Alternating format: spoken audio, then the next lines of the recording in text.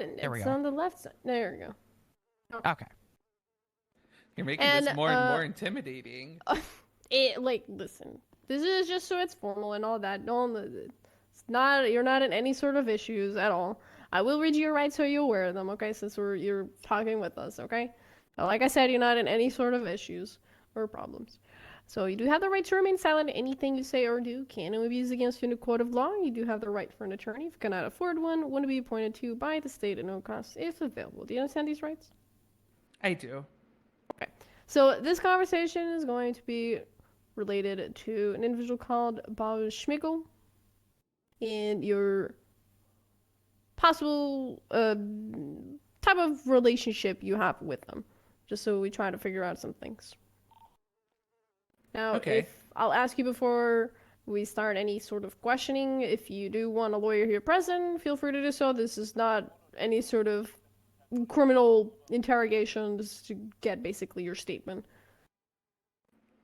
Yeah, that's okay. I'm fine. I don't need a Okay. lawyer. So, do you know Bobby Schmigel? Yeah, he passed away recently.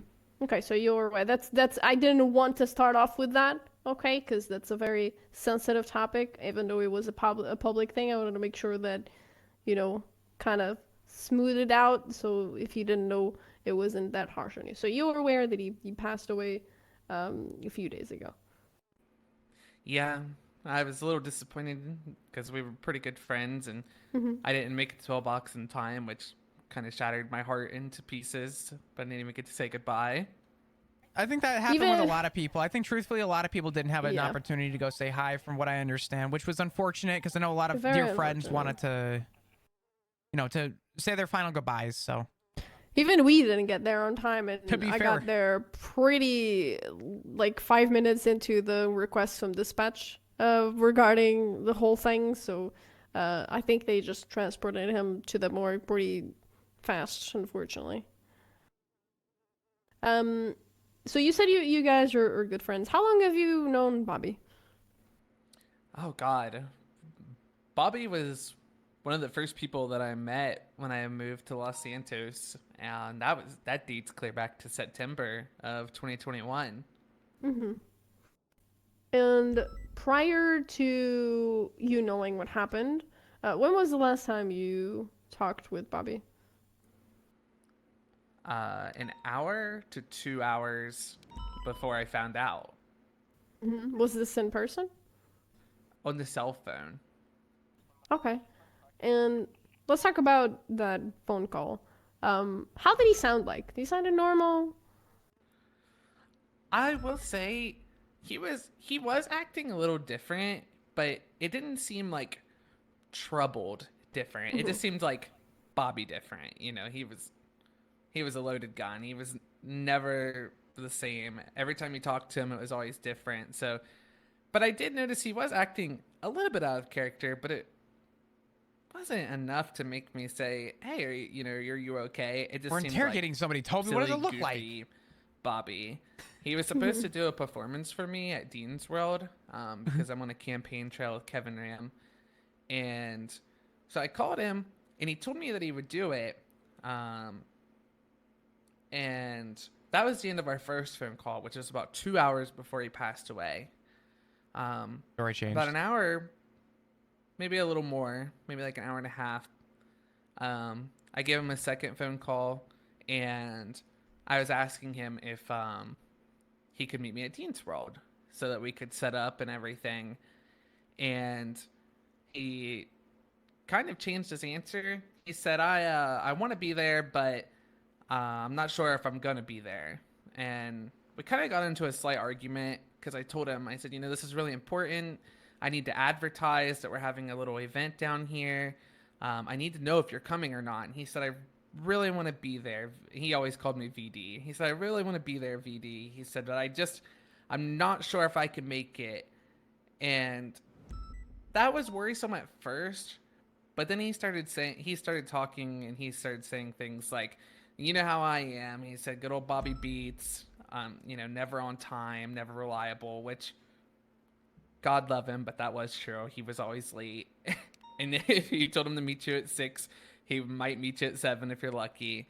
So nothing seemed alarming. He did seem a little off, but I'm a toxic piece of shit. as a close friend to him, it didn't seem off enough to Thank where you I for the felt 3 like he months. I was in appreciate you. danger.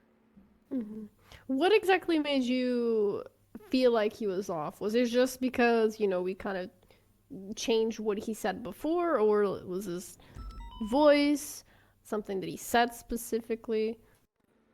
It was mostly the change in his answer, because he was all for it the first time we talked. And within 30 minutes to an hour, there was just a sudden dramatic change. And it seemed a little off. And when I asked him, well, why can't you guarantee that you'll be there? He kind of hesitated a little bit. And that was when he started to say that, like I said before, he was saying, me, Bobby Beats, never on time, can't rely on me, that kind of thing. And after that, I was like, oh, okay, that is true. But what made me feel like he was a little off was that sudden change in the answer, and then his hesitation to say why he wouldn't be able to make it. So Exactly. I do have a question then.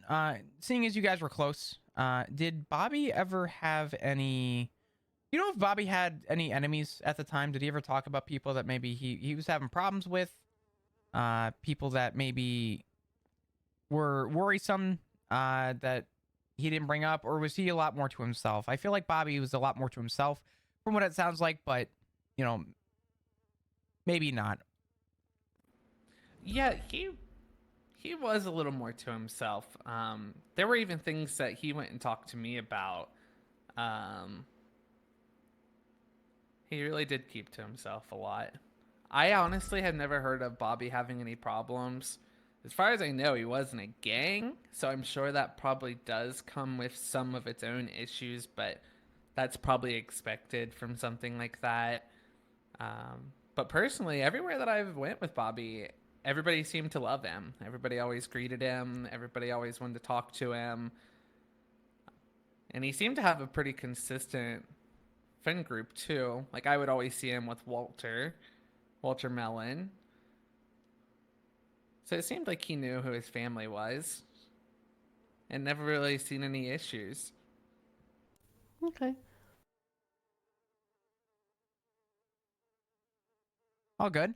I'm trying to think because Bobby. How do I put this? So the main reason why we had called and asked you if you'd be willing to come and talk is because you were one of the last people to contact him, and we really wanted to see if there was anything maybe different. But if he was off, I'm curious as to know maybe what was his reasoning to be off, stuff like that. More or less trying to work it down, but obviously it sounds like there was something going on. He just didn't want to talk about it. Do you know if there's anyone else you spoke to a lot of? I'm gonna be honest with you, I really don't. I wish I did, but we were kind of those friends that you don't see each other often, but you're so close that when you do see each other, I don't know how to put it in words, but I think you know what I'm trying to say. It's like you guys never stop talking. Yeah. Exactly.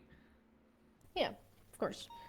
Well, Flop, do you have any more questions? I don't think so. I was thinking, but I don't think so. I think I'm good. Yeah. I can't think of anything right now. What I'm gonna do is, you have Flop's phone number. I did try to give you a call. That was the person that called you before. I'm gonna give you my number as well. If you hear something or remember something that you didn't mention today that could maybe help us figure out what happened to Bobby, because we really want to figure out if someone hurt him or what happened, basically. Want to get to the bottom of this. So if you remember, even if it might seem to you very little and useless, give us a call, either myself, Minerva, or Flop, and if we're around, we're going to try to meet with you, okay? Okay, that sounds good. Let me save your number really quick, Flop. Not a problem. Vanessa, before we do conclude this, do you have any questions for us? No, I I don't actually. The only question I was gonna have is where did my name come up, but yeah, she already answered that. She said Mhm. I was just one of the last people to contact him. Yeah, yeah. Yeah. Not Like, super crazy. This is my business card right here. Deputy Minerva.